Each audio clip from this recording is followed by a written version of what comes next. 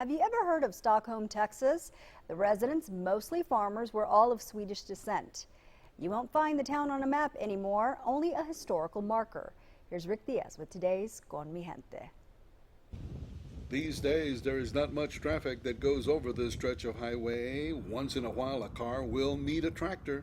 Stockholm, Texas was the center of quite a vibrant community 100 years ago.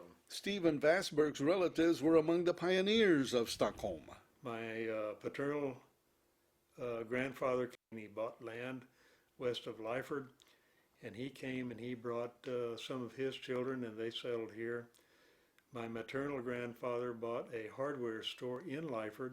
And on Highway 491, about 4 to 5 miles west of Lyford, there is the marker.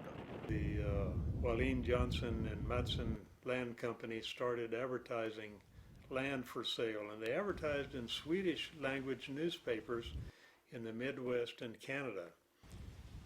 And they had takers that came down interested in new lands and a new way of life. And just a few yards away, you will find the Stockholm Cemetery. If only those buried here could come back and tell the stories of those early days. The interesting thing is that the people all congregated together, of course, common language, common culture. Stephen's brother David wrote a book calling it Stockholm on the Rio Grande, where he tells the history of early Stockholm. They could buy cheap land, anywhere from $20 to $30 an acre. It would cost them $7.50 or $8 an acre to clear the land. But it was in the 1930s that put the railroad in nearby Lyford and not in Stockholm.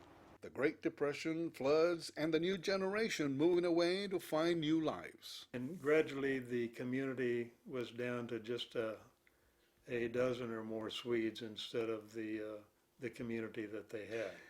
And there's the 10 acres the Swedes bought back then to build their first church, and today they still call it the Holy Land. But now there's just a historical marker and a cemetery to remind us of Stockholm. It's amazing to me, the whole story. It's the American dream. It really is. The Valley's rich history. For Channel 5 News, I'm Rick Diaz. Con Mi Gente.